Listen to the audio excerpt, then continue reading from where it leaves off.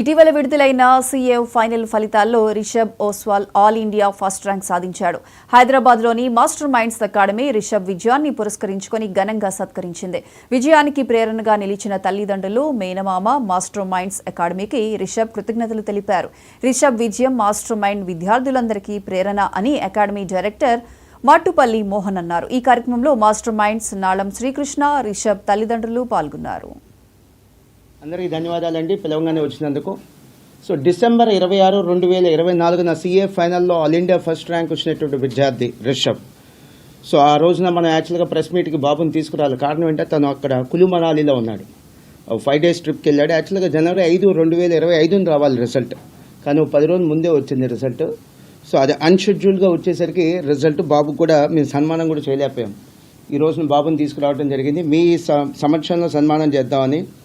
రెండోది, రిషబ్ ఒక కుటుంబ నేపథ్యం, అది చాలా మధ్యతరగతి కుటుంబం అండి, లేదా అబోవ్ మిడిల్ క్లాస్ అని చెప్పచ్చు. సో అలాంటి కుటుంబం నుంచి వచ్చి చిత్తూరు జిల్లా సీఎం గారి జిల్లా, అందుకని సీఎం గారు కూడా అపాయింట్మెంట్ కోసం అప్లై చేయడం జరిగింది. ఇవాళ కానీ రేపు కానీ సీఎం గారు కలవాలి. ఈరోజు తిరుపతి సంఘటన జరిగిందని సీఎం గారు అక్కడికి వెళ్ళడం జరిగింది. ఈ యొక్క ఆల్ ఇండియా ఫస్ట్ ర్యాంక్ ఒక క్రెడిట్ సంపూర్ణంగా నేను బాబుకే ఇస్తానండి.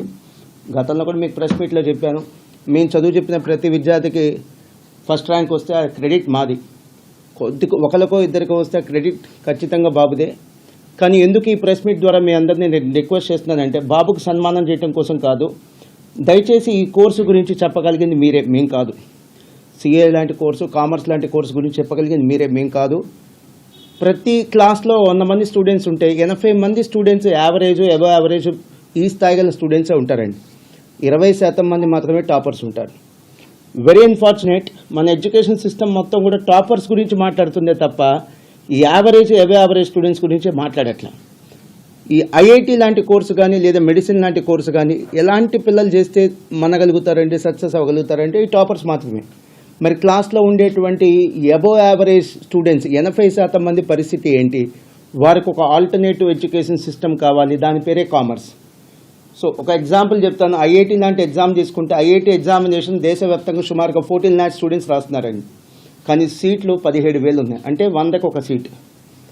నీట్ లాంటి ఎగ్జామ్ తీసుకుంటే 24 లక్షల మంది సుమారుగా ఎగ్జామ్ రాశారండి 2024లో. సీట్లు ఉంది, మెడికల్ కాలేజ్ సీట్లు ఉంది సుమారుగా 1,06,000. ఎంత టఫ్ కాంపిటీషన్ అంటే 100 మంది రాస్తే ఒకరికో ఇద్దరికో ఛాన్స్ ఉండేటువంటి కోర్సులు అవి. కానీ సిఏ ఎప్పుడు అలా కాదండి. చార్టెడ్ అకౌంటెన్సీ కోర్సు ఫస్ట్ అటెంప్ట్లో పాస్ అయ్యే వాళ్ళు 15 to 25 మెంబర్స్ దాకా ఉంటారండి. సెకండ్ అటెంప్ట్లో పాస్ అయ్యే వాళ్ళు సుమారుగా ఇంకో 10 మంది ఉంటారు. Third attempt, fourth attempt, fifth attempt అట్లా తీసుకొని రాసేవాళ్ళు ఇంకో 10 మంది ఉంటారు. అంటే 100 మంది ఈ కోర్స్ జాయిన్ అయితే కంఫర్టబుల్గా 40 మంది పాస్ అవ్వగలిగేటువంటి కోర్స్ అండి. ఇది ఐఐటి కంటే ఈజీ, మెడిసిన్ కంటే ఈజీ. ఇది బీకామ్, బీటెక్ కంటే కొద్దిగా కష్టమైనటువంటి కోర్స్. మీడియా వాళ్ళని అడుగుతుంది ఏంటంటే, చూడండి, ఒక ఆల్ ఇండియా ఫస్ట్ ర్యాంక్ వస్తే ఏ కాలేజ్ అయినా, చిన్న కాలేజ్ అయినా పెద్ద కాలేజ్ అయినా మాది మాది మాది అంటారు. నేను 20 సంవత్సరాల నుంచి చాలా ప్రెస్ మీట్లు పెట్టాను. ఏ ఫస్ట్ ర్యాంక్ వచ్చినా కూడా ఏం చెప్పామండి, నేను ఇది మా క్రెడిట్ కాదు, విద్యార్థి యొక్క క్రెడిట్.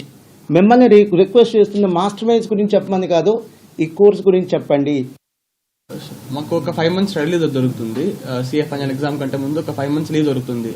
సో ఫస్ట్ 1-2 monthsలో 8 నుంచి 10 గంటలు, అది గ్రాడ్యువల్గా పెంచుకుంటూ వచ్చాను. ఫస్ట్ 8 గంటలు, మళ్ళీ 9, మళ్ళీ 10, అలా ఆన్ అన్ యావరేజ్ 10 గంటలు పర్ డే.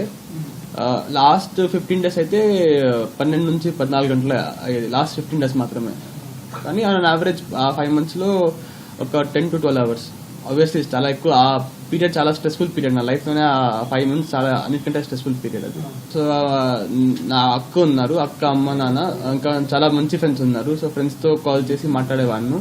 ఇంకా అక్కతో కూడా I use to speak to my sister. అక్క చాలా సపోర్ట్ ఇచ్చేవాళ్ళు.